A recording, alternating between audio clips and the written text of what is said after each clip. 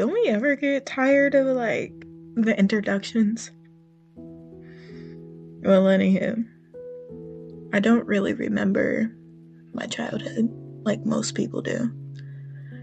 I spent a lot of my time really thinking about wanting to be older, and I never really had a choice to really go back and understand who I was as a real person and the development of who I am. As a kid, I was happy, but I never really knew why I was happy. I never understood why certain people always told me that I needed to stay young forever and enjoy my childhood while it lasted. I think our development as children definitely gives us our future and our career when we get older. But when I was a kid, I wanted to be a fashion designer. And I wasn't sure as I got older if that was what I wanted to be. I mean, I kept drawing, and I had friends that wanted to be a lawyer or wanted to be a doctor, and I thought the idea of being an artist or a fashion designer was stupid. I didn't think you could make money off of something so dumb, and I was constantly told not to draw in class or not to do that or to do better or everything in the book. And let me tell you, it was hard showing people that you could be what you wanted to be. I mean, I got downplayed so hard because I didn't want to be the things that other people wanted to be. I started to suffer with my mental health in high school, mainly due to the fact that as a kid it just wasn't recognized, and I went through some traumas in middle school, and I had a mom who didn't really believe in mental health. When you're sad, you're just sad, you're not depressed, and all of this moping around stuff wasn't a thing for her. So as I got older, I started to have to advocate for myself and start taking medications.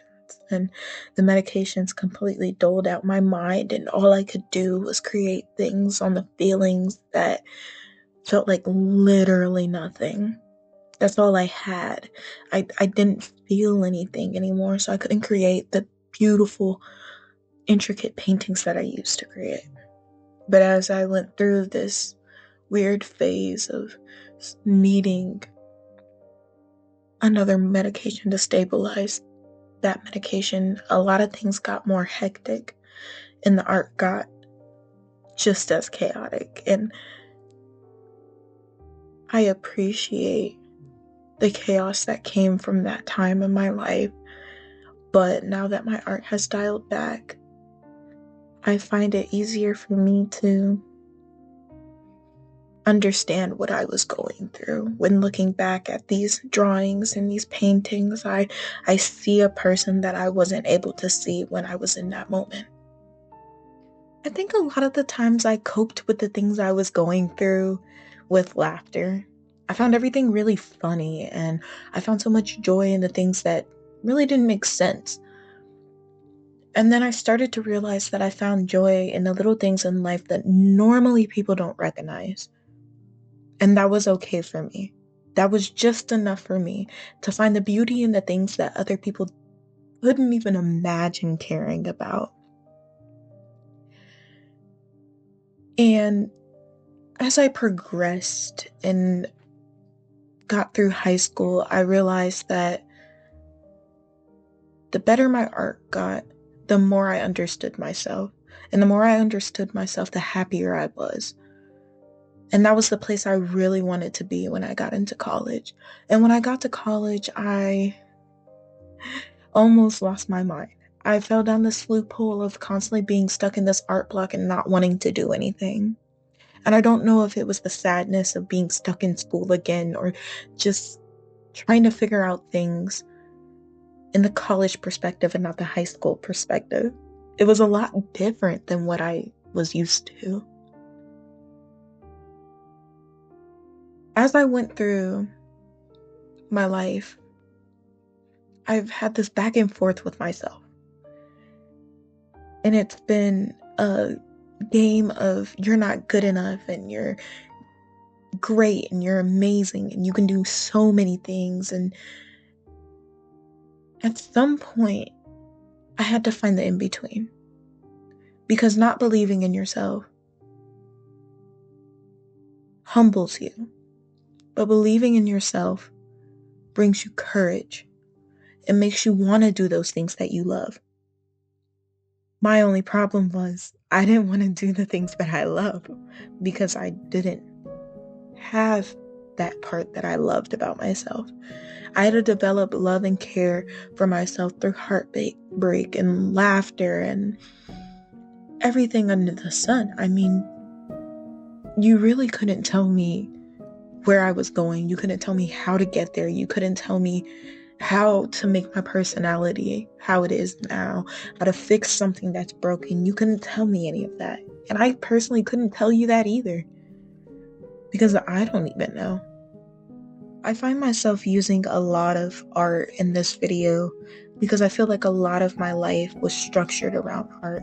In fact, I believe that art helped me survive in a way and pushed me to really understand my mind and settle down into what was really going on in my body and what was really going on through my head. And it really helped me cope with those mental challenges that I was struggling with.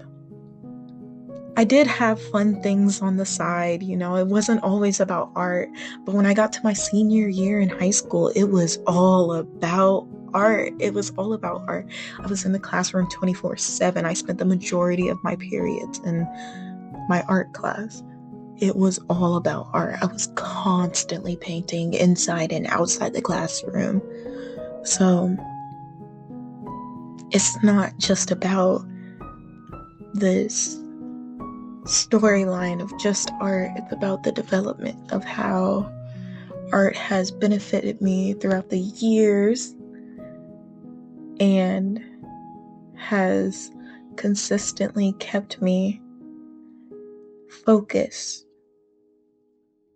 throughout my life and has given me a purpose. It's more than just a career. It's my entire life. And I'm not saying that just to be corny, but it quite literally is my entire life. My entire life is poured into my art. My entire well-being is poured into my art. I have constant memories of people who I sit down and I paint and draw with and talk and paint, and there's never really been a moment in my life where I haven't utilized art or done art with another person as a strong connection. I feel like it's a process of me building relationships if I'm doing art with anybody other than myself. It's almost really intimate, if I will say so myself.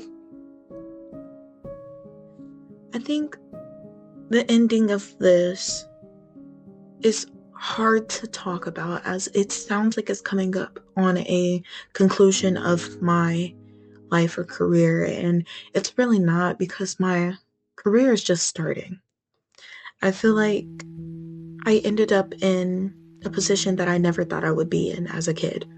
As a kid, I really wanted to be a fashion designer, and then I wanted to be an artist, and then I wanted to draw eyes and all of these other things that usually a kid just wants to be a kid, they think of things that are out of this world for careers. And honestly, I felt like my idea of a career was so dull.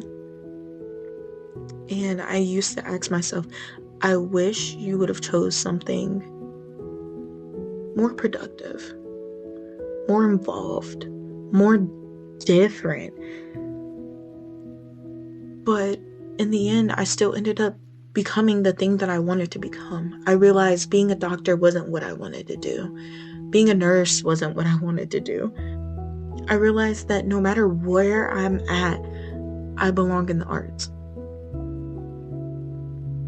I feel like this has to be the best way that I could describe who I am and how the dynamics of my life work, where creativity has been woven into my bones since I was a child. And even though through thick and thin and hardships of my adolescence and teenage years, I have still progressed and used art as a way to get through those years. Art has been a huge part of my life, and it doesn't even have to be a video on the arts or a video talking about why I love art. I just think art has become such a big part of my life, and it has played a huge role into who I am today. I feel like if I didn't have art, I wouldn't be here today, and for that, I'm very grateful. I put so much effort into being who I want to be, and for that, I'm proud of myself for that. And I hope that you put so much effort into your well-being and who you want to be that you're proud of yourself too. At least I'm proud of you. I think ending this on a good note of understanding that as my life continues, I have ended up in the place that I want to be, where dreams are humongous as young people and they still come true. The harder you believe, the more likely you are to become. It's like what we call manifestation, except when we're children. I mean, I feel like had I not had confidence in myself as I got older, I probably wouldn't be in the position that I am today. Nor would I probably be here. But at the same time, I feel like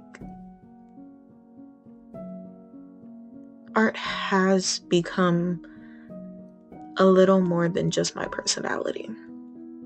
I feel like if I really had to describe what art really, really meant to me, it would be that I feel like my body is art. My soul is art. My well-being is art. I feel like diving deep into the dynamics of what I believe art is, I believe art is me.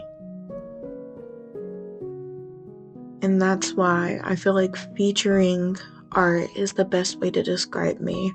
I feel like a lot of my friends see me from the point of view of she's an artist and she cares about what she does, and everything she paints is about emotion.